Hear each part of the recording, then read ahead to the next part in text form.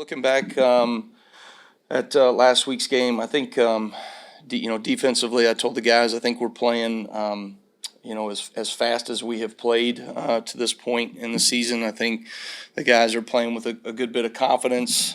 They seem to really enjoy playing the game with each other. I think there's a swagger and an energy that we're playing with right now, and that needs to continue as we navigate through the regular season here.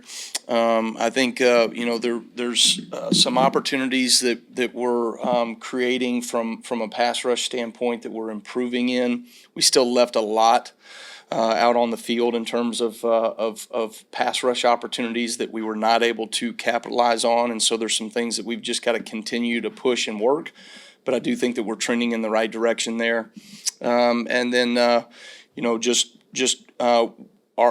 the way that we're playing in the red zone right now has given us a chance, to get off the field, and then certainly our ability to create some takeaways. And I think, all those reps that we have worked in the off season and throughout the season in our takeaway circuit. I mean, you had a couple plays in the game the other night that, they're textbook teach tape plays. So that was really encouraging to see in terms of ripping the ball out, punching the ball out.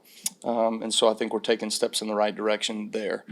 When you look at this opponent in Oklahoma, obviously they're a very dynamic offense, quarterback that, can do a lot with his feet. He's got, really good arm talent, kind of, puts the ball all over the yard. He's got a lot of different arm angles and the way that he gets the ball out in the RPO game and the quick game and being able to scramble and create and extend plays. You look at some of their off-schedule plays or some of their most explosive plays, and so that's something that we got to do a great job of having 11 bodies that are swarming to the ball, play in and play out. I really like their running back room. I think they do a really good job.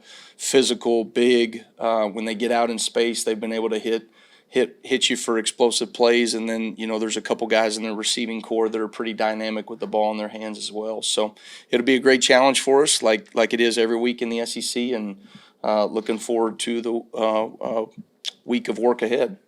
Thank you, Coach. Let's start with Charlie here on the right. Yeah, Coach, just with your inside linebacker play of late, how do you see that going? It kind of seems like all three of those seniors are playing at a high level. Yeah, I think those guys are doing a good job. I mean, they're you look at Deontay, he's just coming back from where he was a year ago, and he's just gotten better and better coming off of that injury from last season. I think he's playing some of his best football right now, which is really encouraging. I think he's playing fast, he's playing aggressive, and then just the leadership that he brings to the table and the peace of mind I think that the rest of the team has when he's out there on the field from a communication standpoint of getting everybody on the same page. A large part of good defense right now is not losing games by errors and mistakes and MAs, and you see that really across the country right now when you look at defensive play. And I think right now one of the things that we're doing at a fairly high level is just executing to consistency, and he's a big piece to that as well. But I thought Nikai Hill-Green probably played his best game of the season so far. Those guys are trending in the right direction, and certainly that's what you want. Good teams get better, good defenses get better, and we've just challenged our guys to take little steps in terms of improving their game as we're going along. I think that group is doing that. Go to Nick on the right. Yeah, I feel like playmakers is a word that gets thrown around a lot, but this, especially with offense at times, but defensively it seems like you have some playmakers. I know that you harp on taking the ball away, but is being a playmaker something that defenders can be taught, or is that something that they just innately have? Yeah, that's a great question. I think typically when you make plays on the ball, there's a confidence that you have in doing your job at a high level. And so you know what to do. You play with anticipation. I've told you guys this before. Defense is inherently reactionary, right? Offense comes out in a play, we react to it. But if you start to understand what we're doing at a high level and you recognize what the offense is getting ready to do, right, then all of a sudden you can play with anticipation, and anticipation creates production. And so I think we've got guys that are playing with more anticipation as we go throughout the season. They're seeing more football. A lot of times you see the things that show up on tape that you've put out on tape, you're going to see those things again. Teams have a style of how, they maybe want to try to game plan and attack us, and our kids, I think, are very aware of the weak points and weaknesses of a certain coverage or a certain pressure or whatever it may be. And so they're ready for those things, and playing at a higher level. And then, some of it is just great instincts and in the moment, right? Can you think to, punch the ball out, right? Or create a strip in the moment. And I think you got guys like, Bray Hubbard and Nikai and Deontay Lawson, to name a few that are doing those things. Go to the front row on the left, Colin. Looks like the tandem of Tim Keenan and James Smith, and then London Simmons, Edric Hill, like pretty equal in terms of snap counts. Is that due to keeping guys fresh, rolling guys in and out, or is it what it goes into that? And do you see kind of a continuation of production between those two groups, or how would you assess it? Yeah, I think I think Freddie does a good job of keeping those guys engaged, and to me, they're they do a good job in the week of practice and the week of preparation, and then they get out there on game day. We try to be mindful of, like, you want to play those guys early, because as the game goes on, if there's one guy that has a hot hand, or going into the game there's a guy that's clearly the better player, you want to make sure that dude is available right in the fourth quarter. And so we try to really push ourselves to an uncomfortable position of getting guys on the field, simply because you want to make sure that when you get into that game like we had against South Carolina, we played a lot of players early in the earlier part of that game. And I think at the end, you saw some of our best players step up and make plays in big moments, like Tim Keenan and Deontay Lawson. At the beginning of the season, I don't think either one of those two players would have been in position to do that, just from a rep-based standpoint. And so we try to be mindful of that as we navigate through a game. Go back row in the middle to Alex. Your guys' numbers may differ from PFF, but they only track one missed tackle in the game. I'm really curious, given what we saw earlier in the season, how you guys got to that point where you're able to put together a game like that. Yeah, I think teams that good defenses trend in the right direction from a tackling efficient standpoint. I mean, as the season goes on, if you're not efficient in tackling, it's going to show up. And so I think we're getting better and better at that. I think structurally, the way that we play kind of a more of a vision style defense, right? There's a lot more vice tackles. There's not a lot of yards after catch or yards after contact. And so that structurally kind of helps us a little bit as well. But I thought our players, go back to the point I made at the beginning, that was probably the fastest that I have seen us play as a defense to this point in the season. And one of our keys to victory going in, because they were so dynamic in their receiving core and their athletes, was that we really had to swarm the ball. And I think our players, they played hard and they played fast. And when you do that, two things tend to be the case. You're going to do a good job at tackling, right, and limiting yards after contact. And then you're also going to create takeaways. Effort always creates takeaways. So. Go to Joe, left middle. Coach, last time you faced off against Ben Arbuckle was the New Orleans Bowl. What do you remember about that matchup at South Alabama? And what have you seen? And what do you see in the Oklahoma offense right now? What he's doing with the Oklahoma offense right now? Yeah, we got our ass kicked is what happened. Yeah, so I appreciate you bringing that up. I needed a little edge this morning, so that's good. No, they I feel like we have faced this offense and this system a number of times over the years, and I think they do a great job just schematically.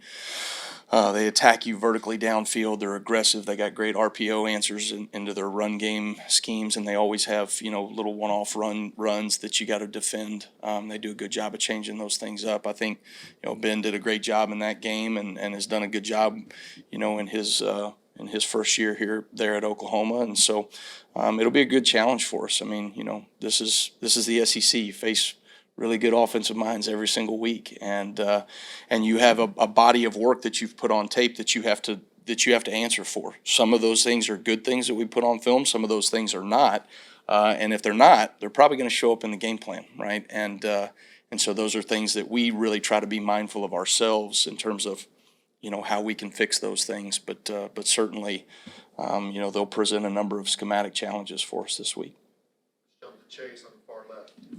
I want to ask you a little bit more about Nikai Hill-Green. When he came from Colorado, his reputation was a little bit more of like a downhill gap plugger, but over the last month or so, it seems like he's making more plays in space outside the tackle box. Can you just speak to that part of his game? Yeah, I think he's again, he's playing some of his best football right now. Nikai is, the players joke, they call him Unk. I think he's the oldest guy in our defense. He's 24 years old, and he's just so solid and so steady, and he knows. He knows where his eye progression is supposed to be. He knows where he's supposed to be from a landmark standpoint, alignments, pre-snap. He does all the things right before he has to make the play so that he gives himself the best opportunity to make the play. He'll tell you, I mean, he's not the fastest guy out there. He's not the most athletic guy out there, but he's athletic enough, and his elite trait is his ability to diagnose before he has to go make the play, and he's doing that at an elite level right now. Jump to Matt on the right side. Yeah, Oklahoma has scored on every red zone possession they've had this year. Yeah. What do they do well down there, and what's kind of the key to stopping them? Well, they have, they do a really good job with their 1+ quarterback run. Usually when you look at an offense that can run the ball from the quarterback position, they're going to be more effective in the red zone because you can't stretch people vertically anymore in the passing game, right? You need that extra piece in the run game. I think they do a really good job of mixing that up. They also have a great RPO system, and so they can still attack you laterally when they're still threatening you with the quarterback 1+ run game. So they do a really nice job of using all of their bodies and also using all of the width of the field in those situations. And so they'll be challenging for us, I think.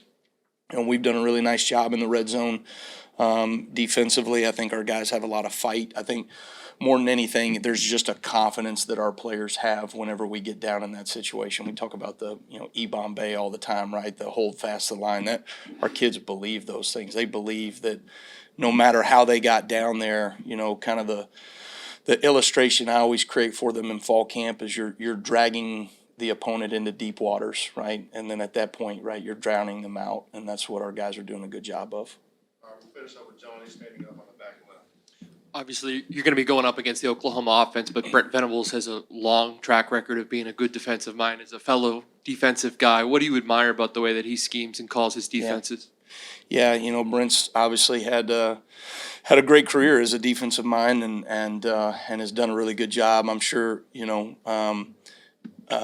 myself being a head coach at a time, I didn't get to call plays and you kind of miss those things. And I'm sure he's enjoying getting back into that as being the play caller again. Now he's doing a tremendous job of it. I think, when I watch them, there's been some crossover opponents, so we've gotten to see them defensively.